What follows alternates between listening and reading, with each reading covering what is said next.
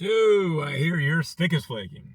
I mean, don't worry. It tends to happen with this age. For example, my 2013 Ford Focus has a very flaky stick. Every time I go to grab it, at least on my recent car trip, I get left with some unwanted souvenirs. Yeah.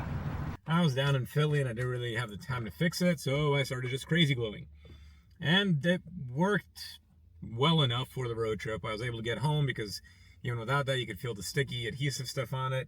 Anyway, it was an icky stick, and nobody wants an icky stick. I ended up going online and finding a nice aftermarket solution.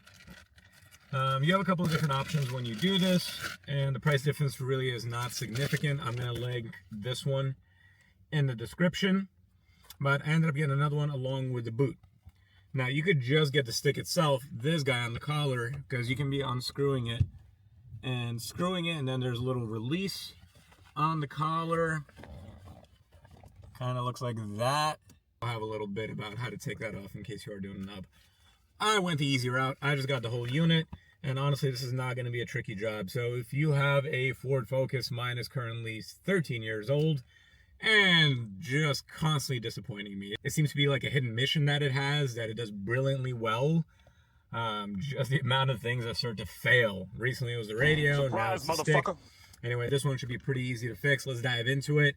I think the only tool we need is one of these little pry tools, which you can really substitute even with a pretty firm plastic knife. But if you've installed anything, like, let's say dash cameras, or even my head unit came with one of these, this little guy is all we need. So anyway, grab your new stick and let's jump into it on how to get your Ford not looking so sad.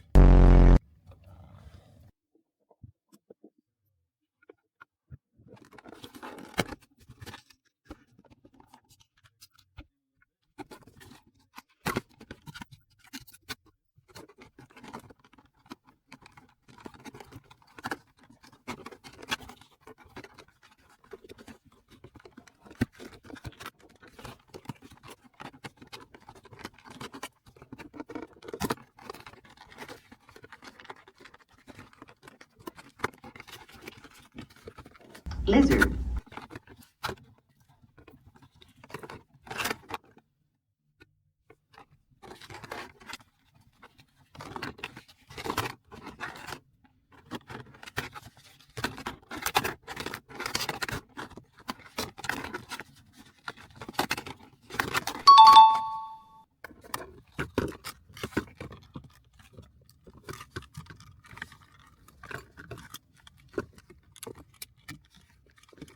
I have these little teeth on there. You just want to gently weasel it off. Pry it back, pop off. Pry it back, pop off.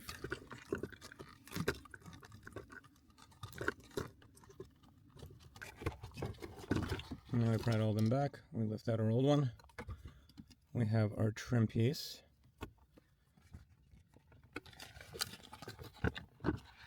Now fit in a new boot. You should just hear those satisfying clicks.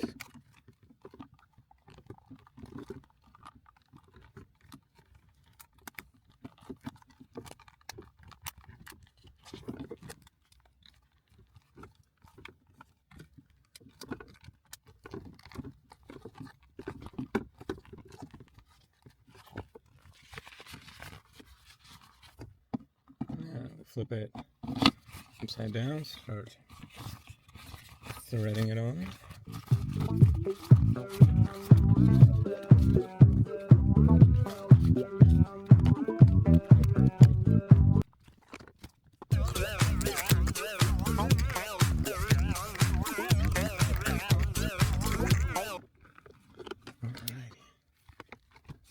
And now that we have that threaded on there, just gonna go back around. Boom, done.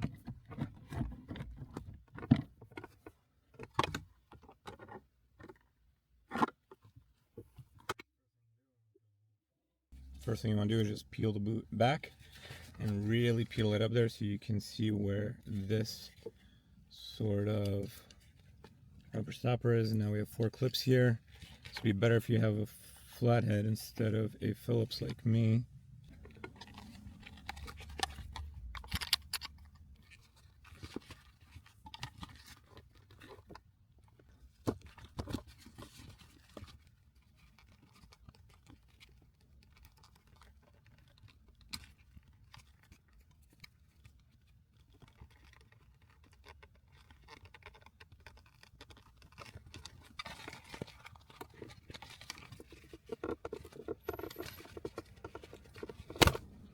Boom. Just like that. So if you did just get the knob and you want to replace the knob, that's how you do it. Just pry it off. This part clips in with pressure. So then when you put your new knob in, you just do the reverse. Have this here, and then you take and just feed your new knob. So this part comes in, and then the teeth will clip down right here. All right, guys, congratulations. You are now free of your flaky, dilapidated stick. Amazing. You got a nice new one, crisp to the grip, and just much more pleasant to work with. Really didn't need much. I definitely did not use the original tools, but all I really needed was this little pry tool. I also had just one screwdriver that I used in here. Again, that's if you need to just replace the knob. I got the boot with it. And there we are. There's the old boot. Old boot was a nicer leather, but God knows that probably would have fell apart too. So anyway, guys, don't be scared of a used car. It can take you far, even if it starts falling apart in your hands. It's another instance of Ford living up to its name, fix or repair daily. She does not give me a boring day. Hope you guys found this helpful. Stay safe. See you for the next one.